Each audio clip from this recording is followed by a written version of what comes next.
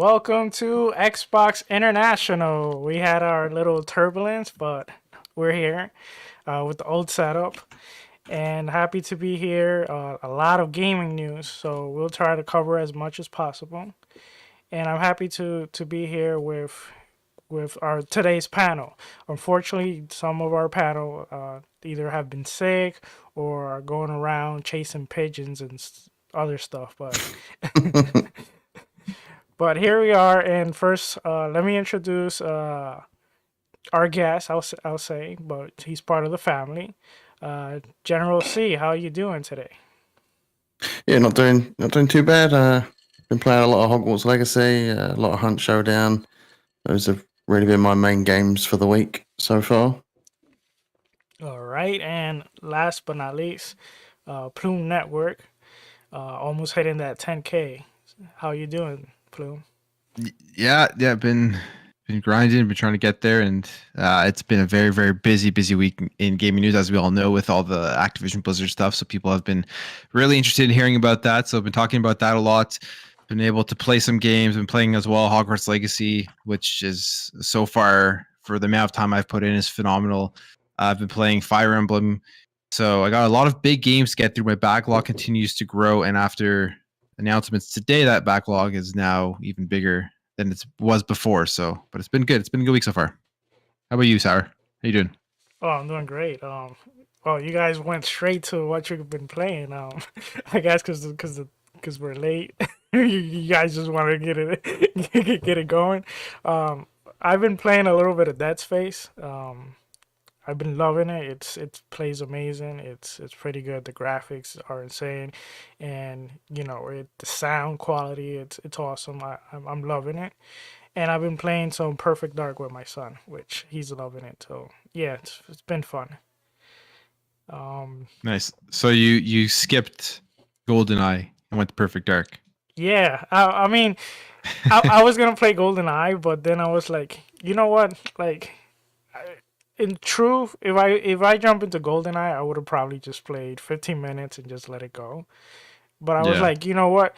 To kind of live a little bit the nostalgia, maybe I should play Perfect Dark, which I can play co-op with my son. And then after we beat it, maybe that might motivate me more to actually play through GoldenEye. So that's the plan. Let's see how that goes. But Nice.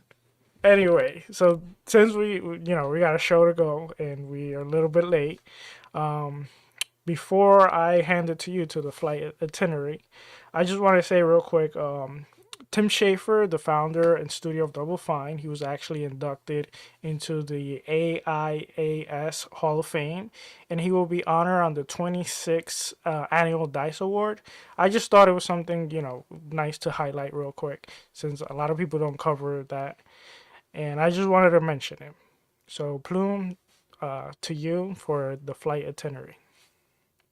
Yeah, so we have a big show today. We got a bunch of stuff to talk about, stuff that just happened. So we're going to be going over Nintendo Direct and CMA. It says quick take here in the notes, so I may have to go quick on that one, but there's a lot to talk about for the CMA stuff. Resident Evil 4, the remake, we got some gameplay for that. We'll talk about that. Tekken 8.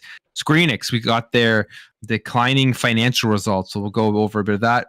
There's a big leak with Dragon Age and other gameplay from like Star Wars Jedi and stuff. And then we have some main topics here about some big, I guess, leaks or rumors or whatever you want to call them that Jeff Grubb dropped this week in terms of canceled games from Respawn, canceled games from the Coalition. And we'll go over all those things. So it should be a fun show.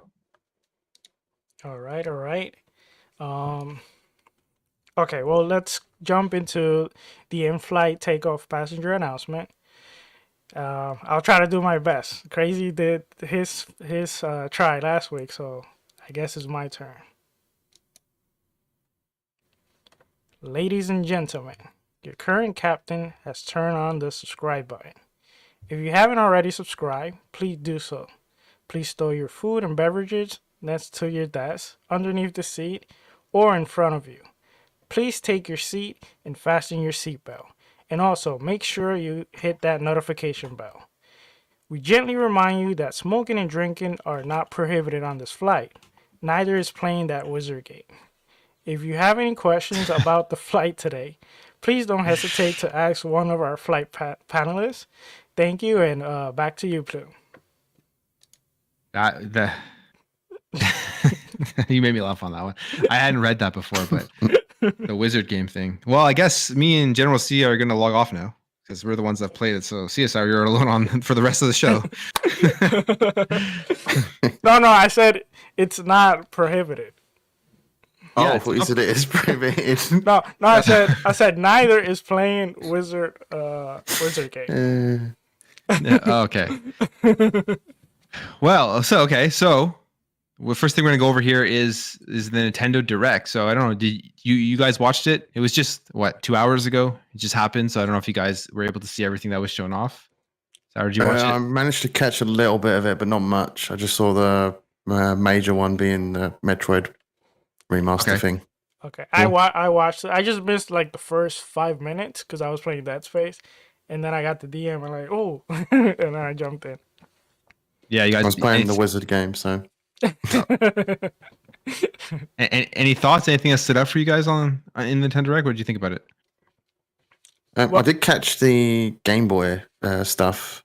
Yeah. Shame there's no Pokemon in that though, because that's my like bread and butter for Nintendo. I'm not really a huge Nintendo fan, so it's a shame there's no older Pokemon games in that. But fingers crossed they come to it. They said more games will be coming to it. That's really all I caught was the Metroid thing and the stuff about the Game Boy Advance, and was it just a normal Game Boy coming to Switch?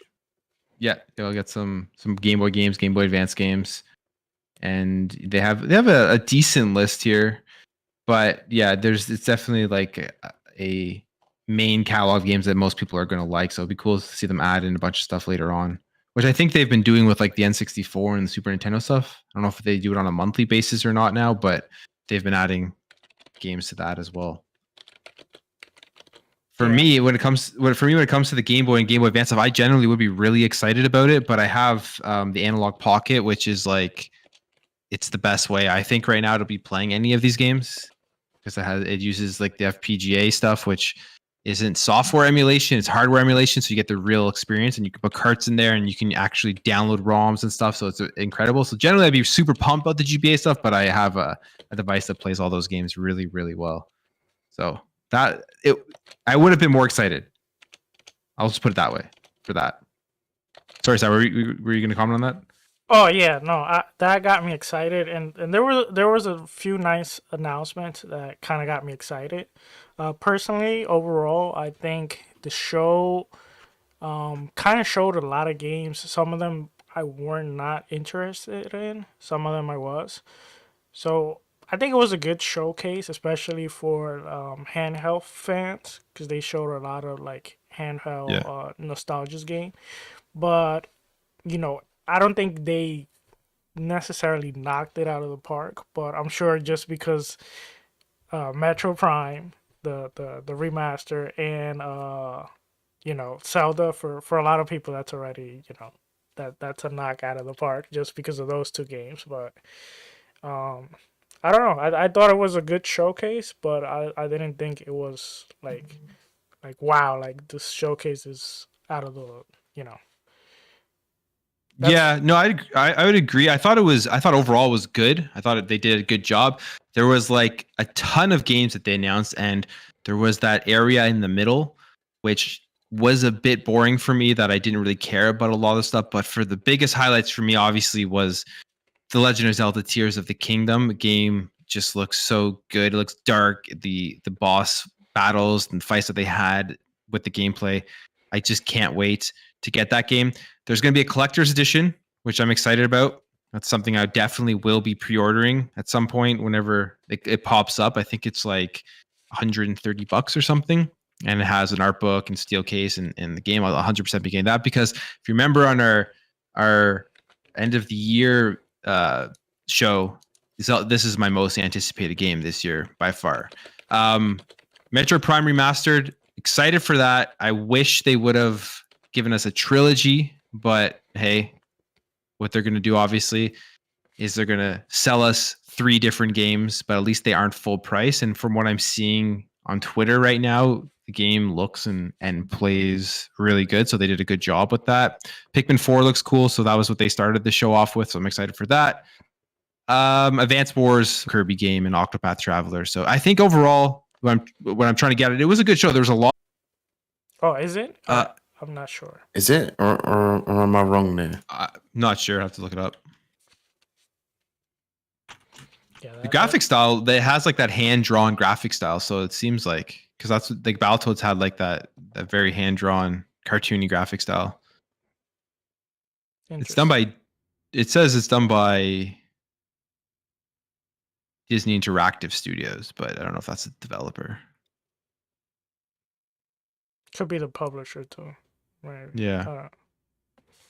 What's the game called? Disney Illusion Island? Yeah.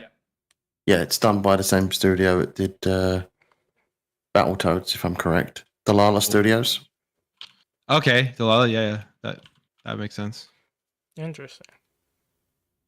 Yeah, a lot of people hated on the Battletoad. Well, I don't think it was a bad game. It just a lot of people didn't dig the art style. It was a good game, really good game. I think what sort of shot it in the foot was the no online co-op thing. It was just casual couch co-op. Yeah. Especially when you compare that to the TMNT remake or the Shredder's Revenge. Oh yeah, definitely. You get like 6 people on there. 6-player co-op, great fun. Yeah. So that's I think where the big complaint was. Two other honorable mention that I want to mention is Have a Nice Death. I've been wanting to play that game. That game looks great. And then the other one is something of Sea. I don't remember the name. Sea of Stars? Sea of Stars, yeah. It's like an RPG. Right? Yeah. That looks really good. Cool. Yeah, there's a lot of little games. There's that actual game that I was like, oh, this looks kind of fun, was that Omega Strikers free-to-play online air hockey game, which comes out in April. I may check that out. I might have missed that one. I don't remember. Yeah. I don't recall that one. Maybe I missed that one. Probably was before I started watching. So I guess what I have a question for you guys is, how would you I guess if you didn't watch it all, it's hard to answer, but from what you saw, how would you compare this to the way that Xbox has ran their developer direct? Because obviously when they launched the developer direct, they were taking after the Nintendo Direct and the PlayStation State of Plays. You think what format do you like better between the two of them? From what I did see, it seems a lot more fast paced. They just get to the announcements. There's not a lot of that like fluff in between segments. They just get to the games, and there's very little talking. From I'm not sure what the guy's name is, who was the host of that, but it was just pretty much announcement after announcement. And that's something I would like Xbox to do, but I also did really appreciate that they had more time with the developers themselves to talk, because you can see that they're passionate about the projects they're working on. Yeah. So it's hard to say whether Xbox could do better in that way, when I like a little more time with the developers, because you get a more heartfelt sort of, I'm blanking on the word. It's more like a more heartfelt experience is what I'm trying to say. Yeah. For me personally, I think that I loved more the showcasing for the developer direct, because the fact that the developer can go in and explain their game, I really love that. And they also concentrated on less games, and kind of like, the problem with that one is, if you're not really expecting any of the games, or you're not really hyped for the games they're showing, for you it's not going to be too appealing of a showcase, because you're going to be watching something and they're going to be explaining a game that you're not interested at all. But if you are interested, I feel like that showcase is very, I like it better that way. The thing that they need to continue to do, if they're going to continue that format, is tell us up front what to expect. That way, if someone, if someone looks at the games that are coming, and none of the games really excite them, they can just skip the showcase, and that way they don't spend time. And I also think they should have another type of showcase, where they can showcase the Game Pass games, because like, sure, this showcase is the developer direct is perfect for like Xbox games, because it's kind of like a showcase for Xbox idea of the developer direct, but implemented to to the Game Pass. Maybe have a Game Pass direct, and have the developer come in, but not take too much time talking. Kind of like present their games. Maybe each game has like a 2 to 5 minutes period where they present their like game. a brief synopsis of the game. Exactly, and then you give people a little bit of an understanding what their vision is. And that way, it's different from Nintendo Direct, but at the same time, and it's closer to the developer direct, and I feel like that can be something. And they could do it each wave too. That would be kind of cool. Mm-hmm. Yeah, no, I agree. I think because, like you said, they have the idea at Xbox, which just kind of gets cringy and long with the Twitch streamers and stuff, instead of just showing off all the games. I think one of their Twitch shows was like 3 or 4 hours long, right? And it didn't need to be that long. Yeah. It's definitely like a secondary thing for them, because they know it's not going to bring the huge viewer base that the developer direct is with the big first party Xbox games. But hey, maybe they do like have a mix of, like you said, bring in some indie games into those developer directs and bring more eyes to those games, because you announce that you're showing off a big first party game, all the eyes are going to be there, and then you can throw in some of the smaller indie games in there to get people to see them, because those, like you said, they held the industry down in 2022, and they're great games. There's so many good indie games that I played last year. Oh yeah, there's so many like different risks that different indies take as well to showcase new mechanics or mechanics that might not really get used so often. And those are the type of things that help change the gaming industry, and they should be focused on. Yeah. All right, so I guess that's the Nintendo Direct. We can move on to the CMA stuff. And I'm sure you guys have been following what's happened today. So I'll give you a quick breakdown, and then we'll talk about it. So first of all, today was the provisional findings from the CMA, and they gave this big document as to what they found. And basically, they were saying that they found that they would hinder competition with this deal.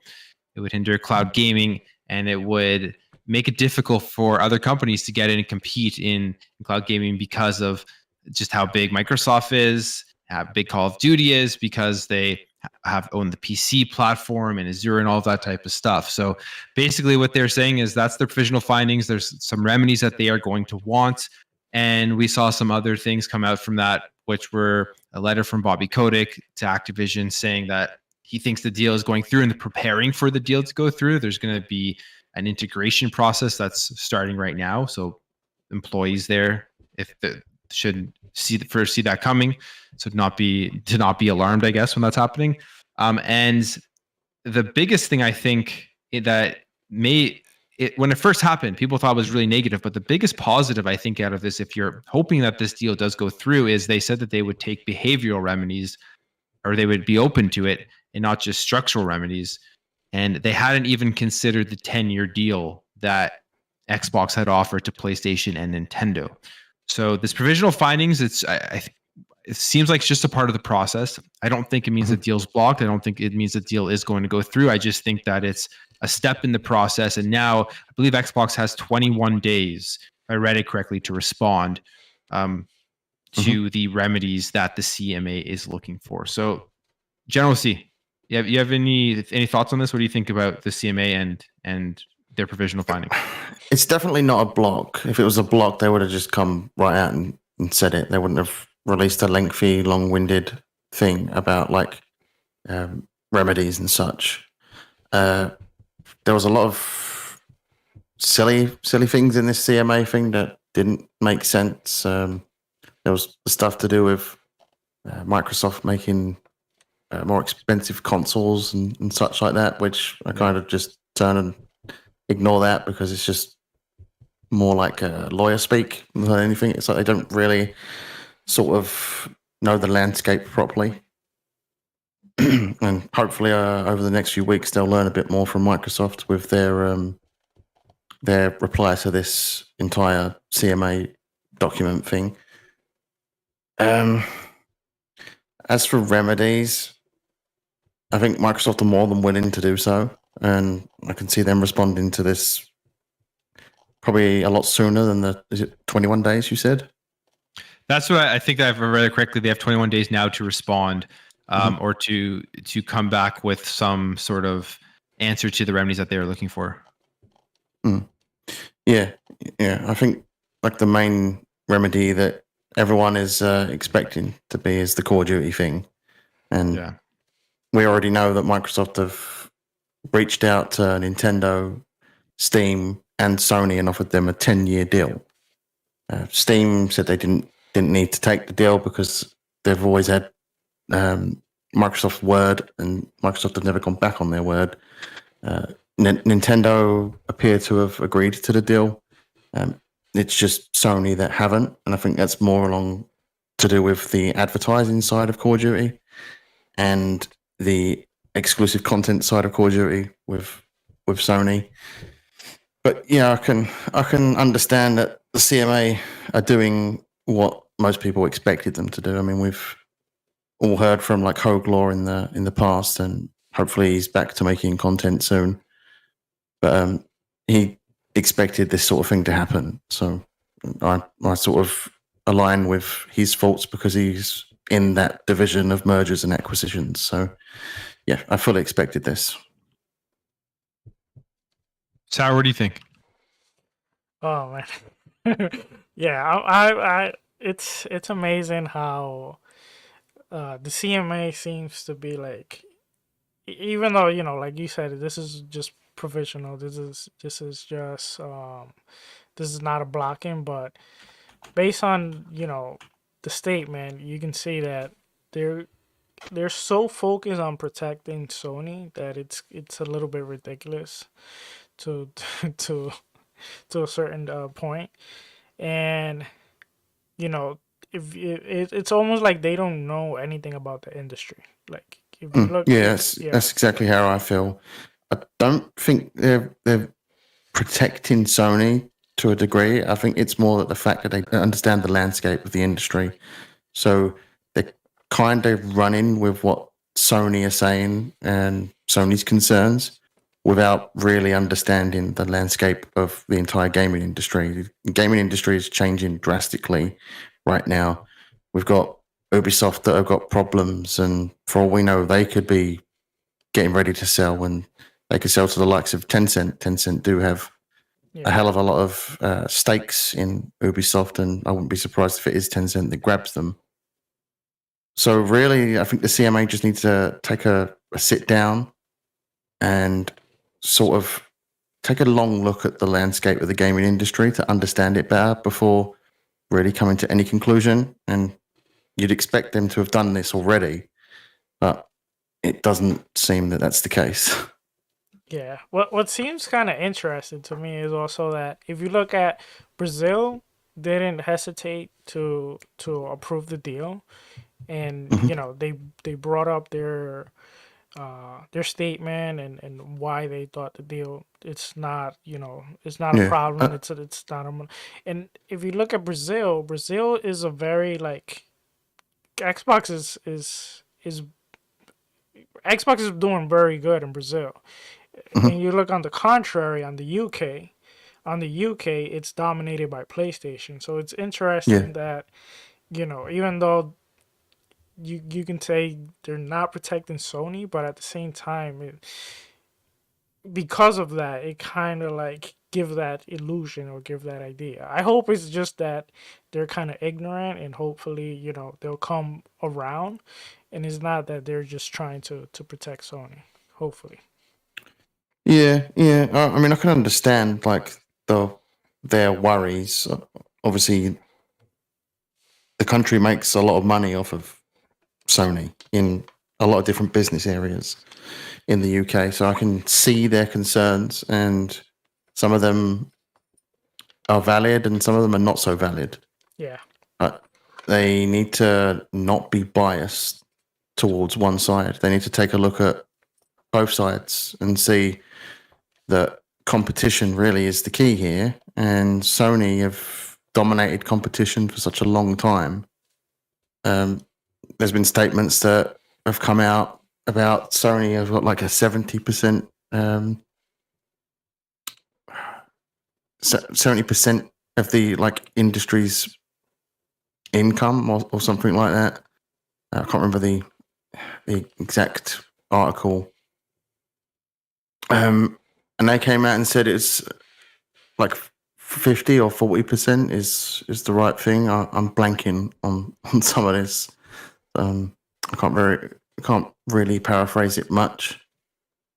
But there needs to be more competition because Sony can't just dominate the market constantly. It needs to be more, I wouldn't say equal, but closer. Yeah, and I agree with what you guys are saying. I think the most telling point was, like you mentioned, the sentence where they said that this deal could hurt the console competition and make consoles more expensive and stuff like that. It's like, what's hilarious about that is that's not even at all what the Xbox's strategy has been over the last couple of years, or what their strategy is going to be going forward. I mean, they don't care about raising the prices of their consoles or making consoles more expensive. What they want to do is just expand out, obviously, and get people playing wherever they are. So it's funny how that was like a highlighted point of their entire argument, clearly showing that they haven't really been paying too much attention to everything that has been going on. I fully agree with that, and it also shows that they've not been paying attention to Sony upping the price of their console in the UK. Yes, and if you look at their hardware, clearly, the Xbox Series is a more expensive console to build. It's if you look overall, they're less expensive than the PlayStation, so it means they're taking a bigger cut than what PlayStation is. So console prices, like Plume said. Yeah, and in the markets that PlayStation dominates in, they raise the prices of the console, right? Whereas in the United States, where it's there's good competition between Xbox and PlayStation, they kept the prices the same because in the markets they dominate, they can put prices at whatever they want. People are still going to go out and buy it, but they have to be wary of Xbox in the States because they know people will potentially change over and they'll lose market share. So I think that alone too is telling us to who's going to be making the consoles more expensive if they don't have competition. Yeah, I think it also shows that at least in America, Xbox and PlayStation are on more of like common grounds with each other's platform, and that's why Sony want up the price there, because they want to remain interested with the consumers. Yeah. And like that price bump could affect that, not majorly, but it can. Yeah, I was gonna say it's interesting that Plume brought that up, because the fact that, like you said, where they're competing more, they kept their prices the same. So let's say this deal goes through and this does favor Xbox. That would mean that if Sony sees they're losing market share on the UK, on Asia, etc., that might mean that they might actually make the decision to bring their prices back down. And isn't that better for the consumer? So at the end of the day, like, who are they protecting? Yeah. And the pricing thing is actually, it's funny because I've seen like real world examples of it happen where PlayStation has raised the prices and most people don't actually know that they've raised the prices. Like, unless you're following the industry on a daily basis, you're going into a store, you're buying a PS5 for Christmas or whatever, or for whatever game you want, you think that has been the price tag all along. Like it's funny because in my where I live, all my friends, they're all Sony, they're all PlayStation, all PS5 gamers. And some of them just bought a PS5 this year just during Christmas, and they had no clue that the price had raised. They had no clue that it used to be, I think it's $30 more expensive now. They had no clue it was $30 cheaper. So for the average consumer, Sony knows that they're so strong in certain markets, they can raise the price, and these consumers will have no idea they're still going to go and buy it, and that's why they do it. Yeah, that's because like, the majority of the core people that buy consoles, they're not online on Twitter like we are on a daily basis, checking and seeing these sort of things pop up, price increases happening and such, and they're not really talking about it because of that. But word of mouth does travel, and people like us do talk to other people about things like that, and people do find out, but not as many people as you'd think. Yeah, and one more point: there, GameIndustry.biz put out an article about Webb Bush analysts and Michael Patcher, who we've all heard from many times about video games, and they seem to think, or I don't know if it was actually from them, but I think it was in this article. They seem to think that this is kind of like which government organization, which regulatory body is going to try to stop this deal first or get Microsoft to make remedies. They're doing it because they want to show that, like, hey, look what we did. We're the heroes of this entire thing. But I think that, like, most people are looking at this from an objective point of view. And if you follow gaming at all, you're just kind of scratching your head as to what these regulatory bodies are doing. Because at the end of the day, it's going to help, I think, gaming become cheaper if this deal goes through. It's not going to raise prices. It's going to make access to so many games cheap through subscription. I think it's going to force PlayStation, maybe Nintendo. I don't know, Nintendo maybe not, but I think it'll more force PlayStation to open up their ecosystem and give more access. So yeah, I agree with that. It can level competition between Xbox and Sony, and that's not a bad thing. Yeah. As for Nintendo, we all know that they can get away with selling cardboard to people. So, which they actually did. Yeah. Yes. Yeah. Oh. All right. So I guess that was a little bit more than our quick take. So I guess to finish this topic off, what do you guys think that the chances are that this is going to pass or be blocked? Or do you think this is just a regular step in the process? There's nothing really there's nothing too big of news here from what happened today. Yeah, I think.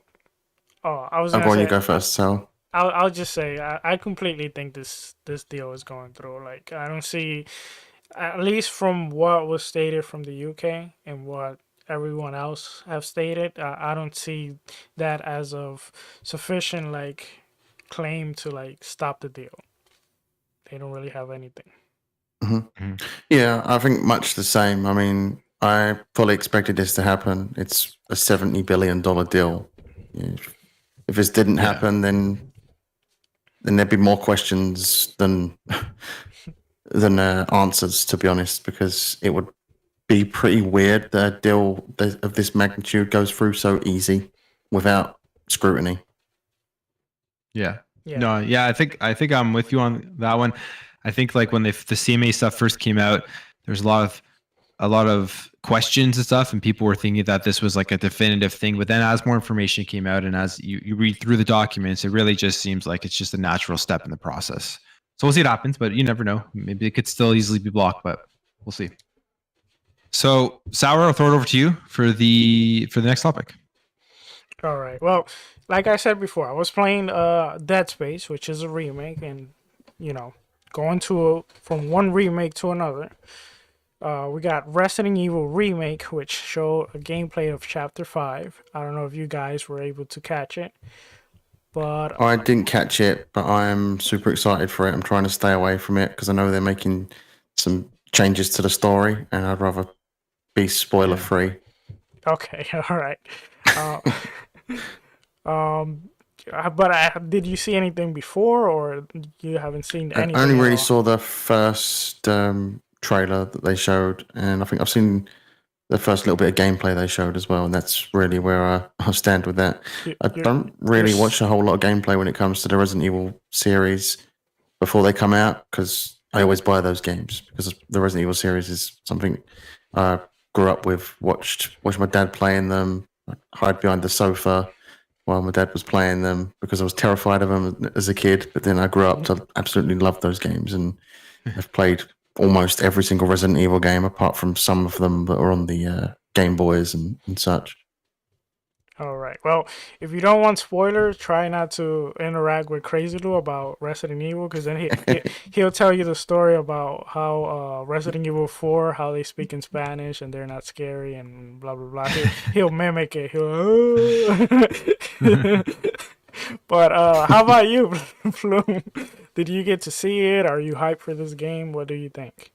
Yeah, no, I didn't see it either. I'll be completely honest, but I am definitely hyped for it. It's definitely a game that will be on my radar as soon as it releases, probably day one. So, yeah, I mean, I'm kind of like with General C here. I don't want to spoil too much before it comes out. The remakes of the 2 and 3 were good. I mean, 2 is really good, 3 was decent, but so I don't expect anything less. I think 3 was good. It was just so short that you could complete that game so quick. They cut out a whole segment of the game that was at least from the original, like the clock tower sequence.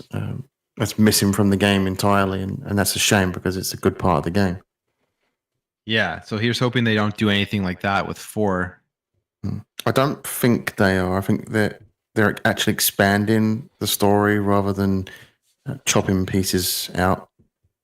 Good. I think they learned from their mistake with that game, so hopefully there's no missing parts, at least some of the iconic stuff that's in that game. I heard that, without giving away a lot, but this remake supposedly is gonna be very very loyal, I would say, to the original. That's what they said. Mm-hmm. So I'm assuming that they're just gonna change more, like kind of like fix some of the gameplay, make it feel more modern, and maybe add a few more things, but not deviate too much from the original. So it sounds like kind of what EA did. EA Motive did. Was it Motive that did Dead Space? Yes. Mm-hmm.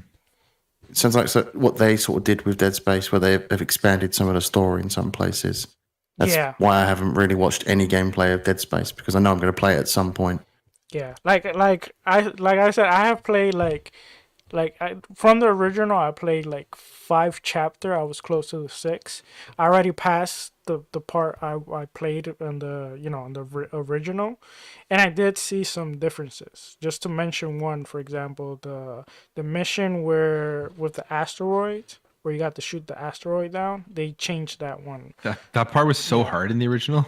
I died so many times. But it was kind of hard in the original, but at the same time, it didn't feel like it fit in the game. It felt like something completely different. It felt like a mini game that didn't really fit with it. So I like more what padded they did. Sort of section where it's the illusion of part of the mission, but it's just like an inconvenience more than anything. Yeah. Well, I'm super hyped for this Resident Evil 4. This is probably one of the few, or probably the only one, I don't remember, that I actually finished. But I know for sure this one I finished. And then I don't remember if I did finish part 2, maybe part 3, but I haven't played all the Resident Evil, but I'm definitely hyped. And the best thing about this game, unlike The Last of Us, is it's an actual remake. You should definitely check out part 2 remake if you haven't yet, if you're interested in playing that Resident Evil game. Definitely. Really but maybe not now, because I'm playing Dead Space. I'm not sure if I want to jump to another horror game, but let me talk about gameplay. Let's jump to another gameplay that was revealed, and they revealed the Tekken 8 Nina reveal gameplay trailer, and they showed Nina Williams, and she's back on Tekken 8. And did you guys manage to see Nina Williams back? And what do you think of Tekken 8? Are you guys excited for the? First of all, are you guys fan of fighting games? Are you excited for this Tekken 8? And what do you think of the trailer? Go ahead. I'm a huge fan of fighting games, but I don't really play Tekken. Tekken's not really my style. I'm more of a Mortal Kombat fan. So I haven't actually seen this gameplay trailer. I'm still waiting for that Mortal Kombat 12 to be announced, if that's being worked on. Fingers crossed. So So speaking yeah, of that, I'm real, not much of a Tekken fan. speaking of that, Same with Street Fighter, really. real quick, did you see that someone made an image of Mortal Kombat versus Killer Instinct, and Ed Boon replied to it? Yeah, I saw Yeah, that. yeah, I did see that. Yeah. That would be pretty cool. Ed Boon kind of just he like replies to a lot of stuff though, and like says a lot of things to get people hyped up, but there's never really anything to it. From Yeah. what if I'm thinking correct, if that's the right thing, but yeah. He does a That would lot be of incredible. teasing on Twitter. Yeah. Definitely likes to tease people. It looks a lot more hack and slashy actiony. I think they're trying to make it more like they said, like a God of War style of gameplay. So that could be cool. I'm not like so hardcore into the Dragon Age series that I'm against change, but I have a feeling from the stuff I was reading and from their fans, most people aren't too excited about these changes that they've shown off. So I guess that's my opinion on it. But I thought it looked cool. We'll see what happens. One of the biggest things is you can't control your party. They're rumoring. Which Yeah, I don't know how I feel about that. That's the one thing I'm not Yeah. too excited about. But yeah, I'm open until we Very see more early of the gameplay. though, right? So Yeah. it's hard to tell with that. Yeah. If it's like leaked play tests, the mechanics ain't going to be fully fleshed out. So Yeah, I generally also think that players sometimes they don't want changes, they fear changes, but sometimes they don't even know what they want, because sometimes they do ask for changes, and then when they get the changes, they're also complaining about it. I would just say let the developer do their job, and then at least let them show it before you make your final opinion. But I mean, we saw the exact same thing when that leaked GTA 6 footage came out, and people jumped the gun on that. It's like, this is early footage from probably over a year ago, or maybe even longer. These things changed drastically leading up to the launch date.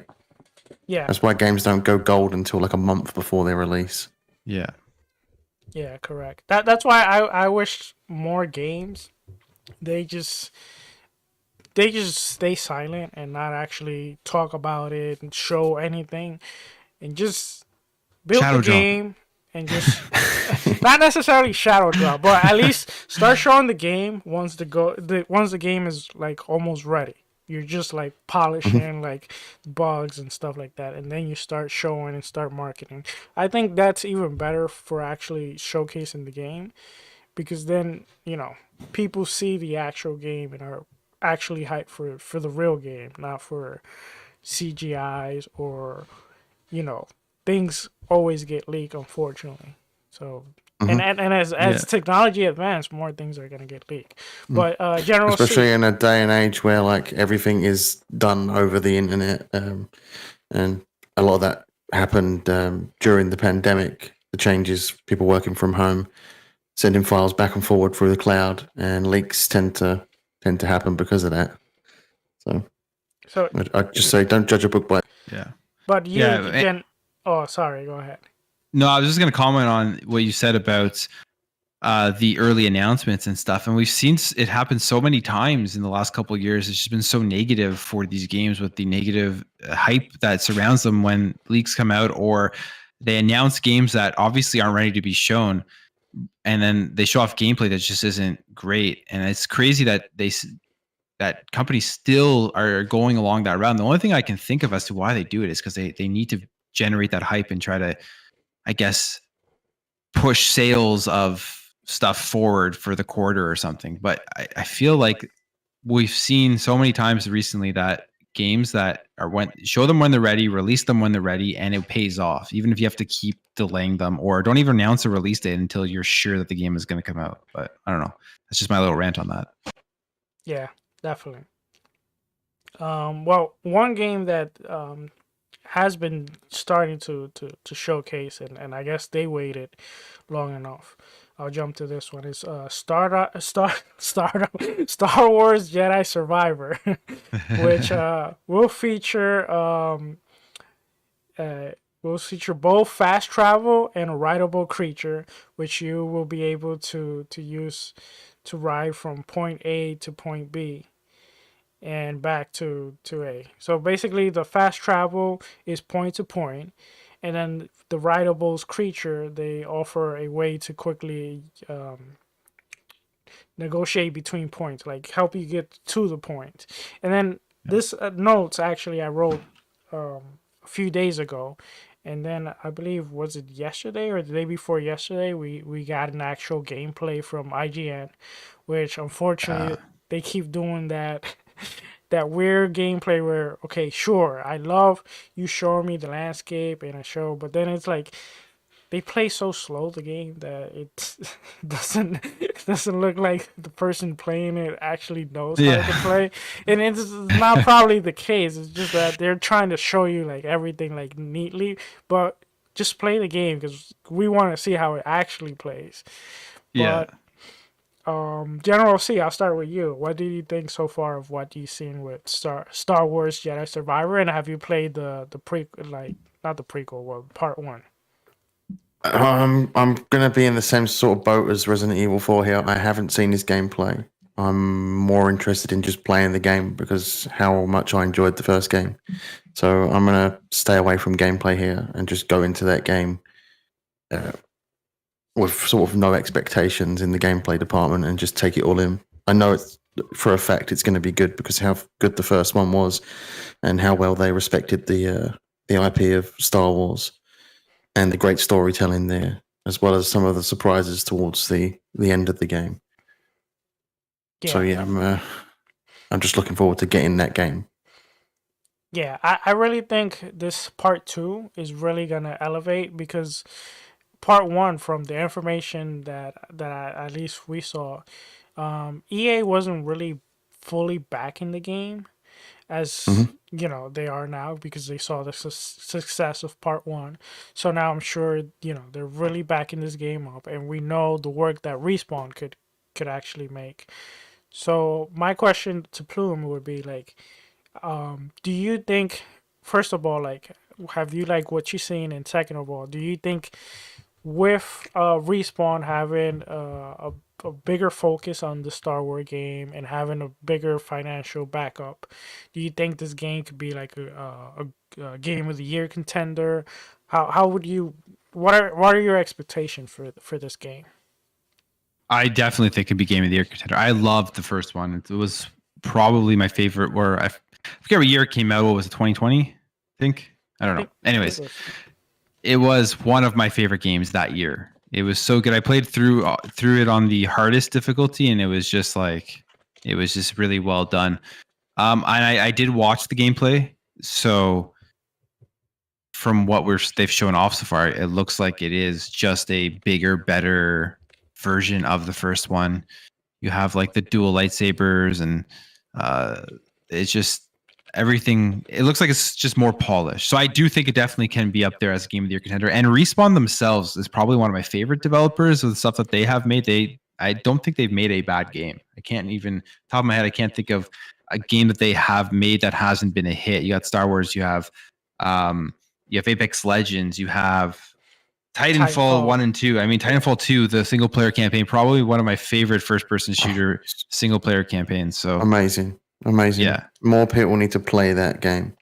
Yeah, that one was a shame that nobody played when it came out because of, I guess, where it released. And it didn't sell well, so are we going to get a Titanfall 3? I would love to see it, but based off of sales of Titanfall 2, we may not. But I mean, Respawn is just a phenomenal developer. So I think definitely this has a chance to be game of the year. Yeah. Speaking of Titanfall, we are going to talk a little bit about that in the main topics. So I'm gonna move straight up to the next game, which was Armored Core 6: Fire of Rubicon. The producers share a gameplay detail. No story connections between 6 and 5. As for difficulty, it will offer a stiff challenge. It will feature boss battle and a single player story mode only, but there will be an online arena. So it will have an online arena, but it's mostly a single story game. So I believe, Jen, you are a big Elden Ring fan, are you? I haven't actually played Elden Ring. Okay, maybe I'm confusing you from someone else than from the midweek. I have recently been playing Demon Souls though, and I am more interested in playing Elden Ring now than I was before.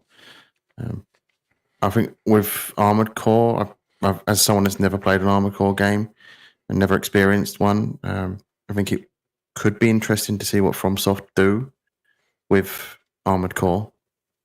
But I don't really know a whole lot about that franchise, so Yeah. whether it's something I'm going to be interested in when it comes out and when they show gameplay is another thing. I don't see this being very Souls-like, so I imagine it's going to be a different tone from the main From Software team. Yeah, I myself, I haven't played any of the Armored Core, and to be honest, the first From Software game that I played was actually, I jumped into Elden Ring. I put about 20 hours, and then when I finally thought I was ready to face the first like big boss, and he just completely destroyed me, I was like, well, actually he didn't destroy me. When I went ready, I had him like one hit away, and I thought, okay, I have this guy. And I thought I had his pattern, and then he completely changed his pattern and just destroyed me. I was like, you know what? I just uninstalled the game, and I was like, this is not for me. I don't have the patience for this game. Yeah, those Souls-like games are punishing. So I went to you first because I thought you were a From Software expert, and I wanted to know I wanted to know how Armored Core plays. So hopefully I got more luck with Plume. Plume, have you played any of the Armored Core? No luck here. So I don't really have a big opinion on this one. I'm hoping because I really liked the world they built with Elden Ring, and I did kind of like the gameplay and how you like. I loved everything from Elden Ring, but I wish it was a little bit less. How would I say? Less. It was too hard for you, Sour. Are you not a real gamer? I'm probably not a real gamer then. No. My gamer score is not 1 million. Not yet. So no. But anyway, like, have you seen any of the gameplay from Armored Core? Or what are you like? What are your expectations from this? Because this is like a completely different route from what I usually has seen from Software. Sorry, I'm almost ready to sneeze. Yeah, I've seen like just the small stuff that they showed off. I think when they announced, I don't know if there was anything new that came out. I guess there was the trailer a month ago or so, but I just saw these notes or supposed gameplay details, but I was unable to find the actual gameplay. Yeah.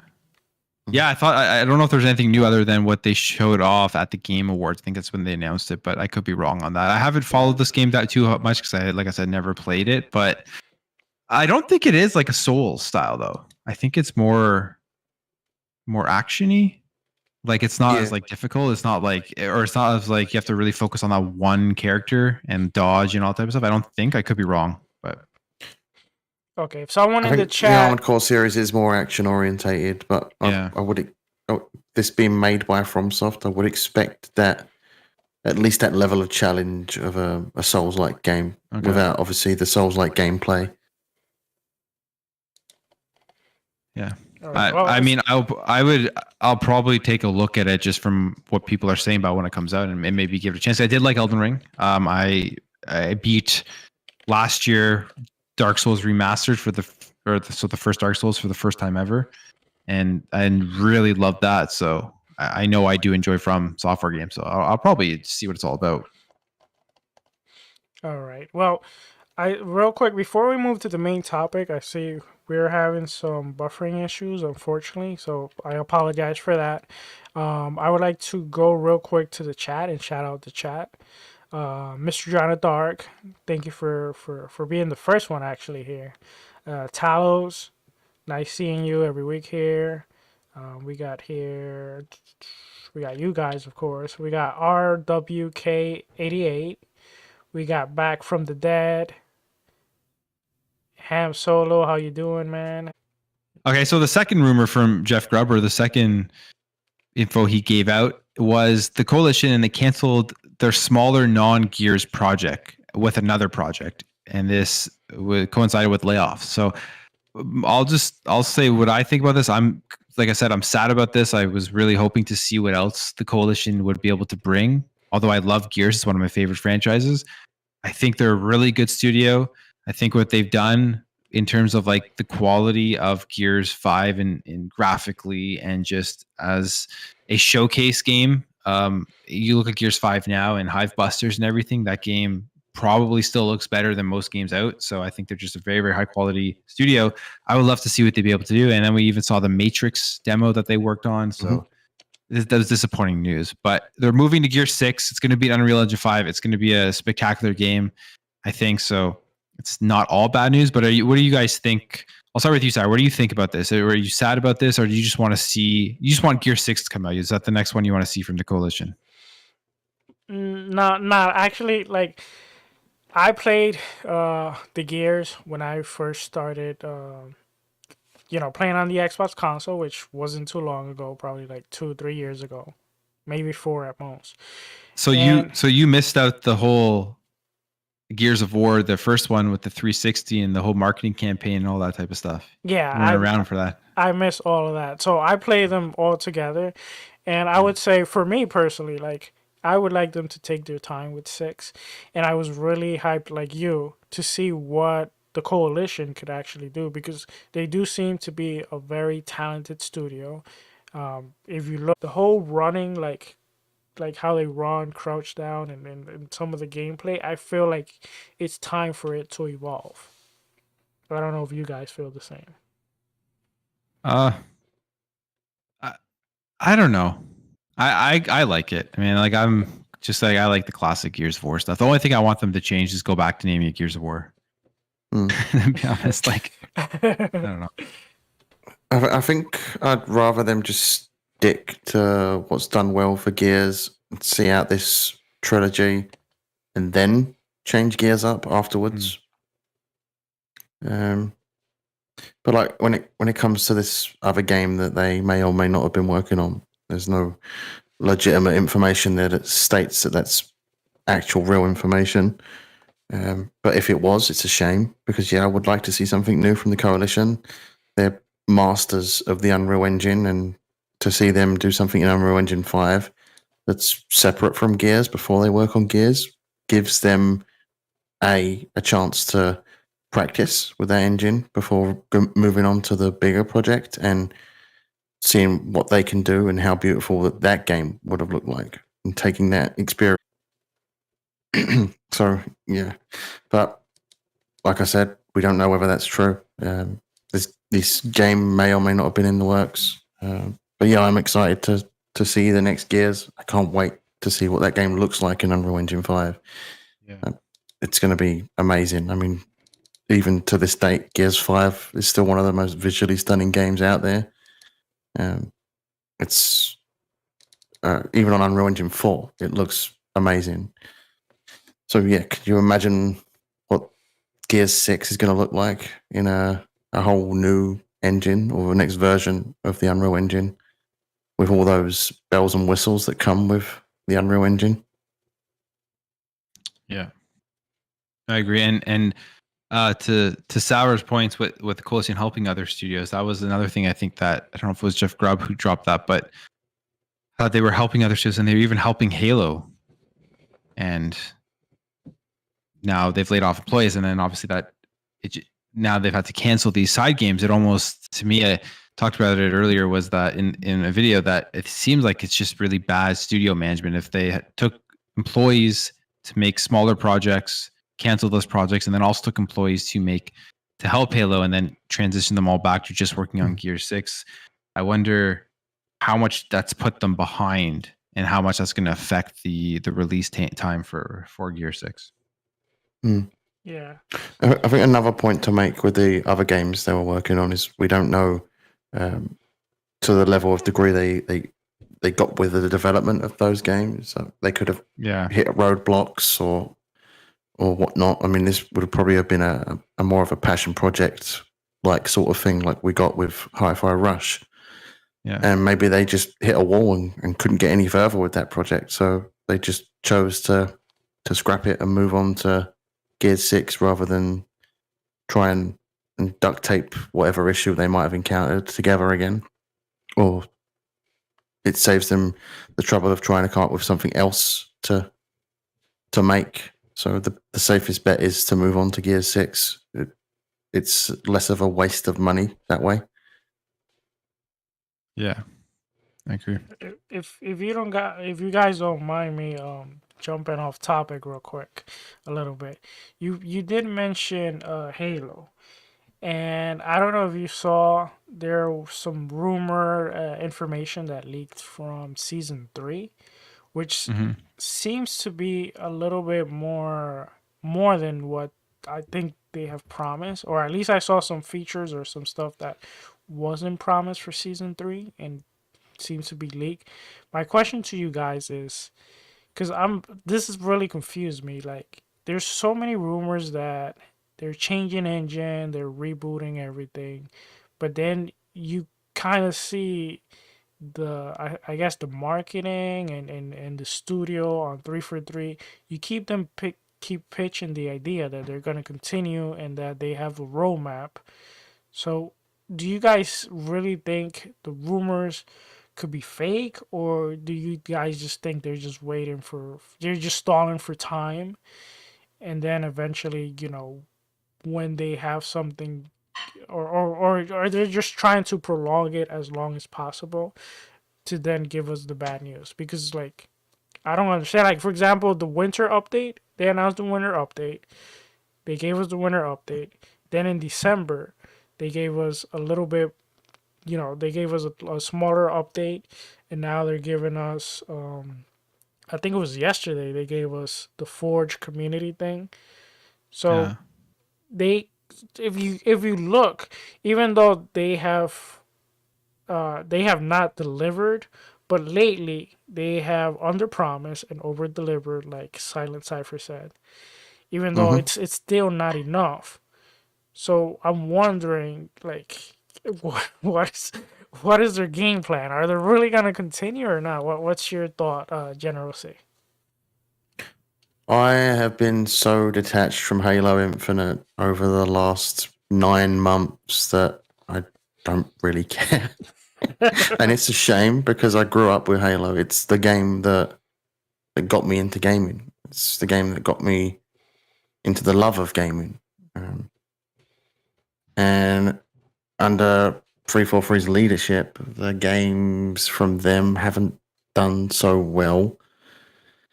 And it's just sort of, in a way, got worse. Yes, Halo Infinite is a game that plays absolutely great, but the over-promising and under-delivering has been a big thing from 343 Industries, and that's not even in recent years. It's been like the whole thing since they took over Halo has been over-promise, under-deliver.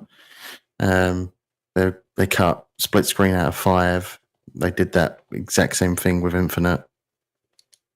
I don't know. I'm just not all that bothered, to be honest. I don't ever see myself getting back into Halo Infinite, but who knows? Maybe they announce something and it surprises me, and I go, okay, now I'm going to try getting back into Halo Infinite. How about you, Plume? What's your thought on the whole situation? Like if they've actually completely abandoned, like people are saying, I don't think they've abandoned the game. I think that's like absurd, to be honest. But do you think they're really changing the whole game to Unreal Engine, or you still think they're sticking with the same engine and it's just rumors that are out? Like, what's your thought on that? That's a tough one. It seems like everything that's come out is pointing towards that they are, but I don't know. I'm kind of skeptical on that because how much work would that take, and is it worth it? If you look at the state of the game right now, the concurrent players, how many people are actually playing, it doesn't seem like making that massive jump over to Unreal Engine 5 would make business or financial sense. Yeah. So I'm kind of skeptical on it, to be honest. Then what kind of confuses me, because that's why I brought it up, is that, okay, that's a lot of work to do and a lot of financial. Yeah. But then they're still putting so much effort into the current engine that you're like, okay, it doesn't make sense why they keep putting so much effort to the. Yeah, like my point would be, if you are going to do that, yes, in some way, shape, or form, you've got to keep interest on Halo Infinite as it stands. So you'd have to split your teams, and then again, that would just make more, not more. It would make it less cost effective, should I say? Yeah. Yeah. So I don't know whether I necessarily believe it. I think maybe they'll support Halo Infinite for another year or two and then call it a day, move on to the next project. There is that other project in the work, Project Tatanka, I think it's called, the one that was rumored to be a battle royale, but it seems like it's a more ambitious thing. And that's rumored to be in Unreal Engine 5, if I'm correct.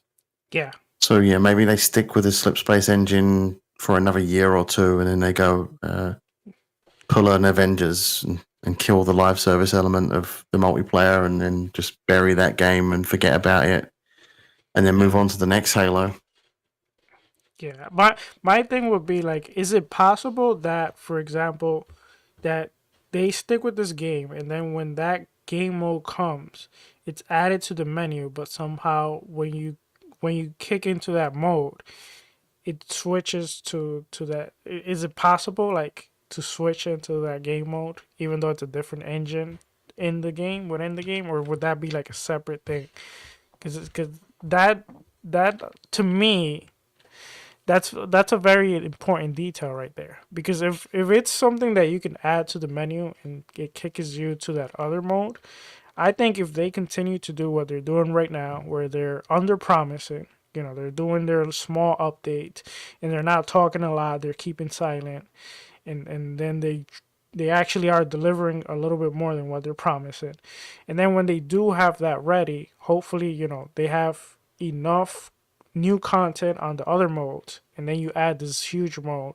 Hopefully that's enough to bring people back, and then when they come back, they find sufficient content. And then, of course, after that, you have to keep a constant update on content, because if you don't, Yeah. if you can't keep it up after that, then it's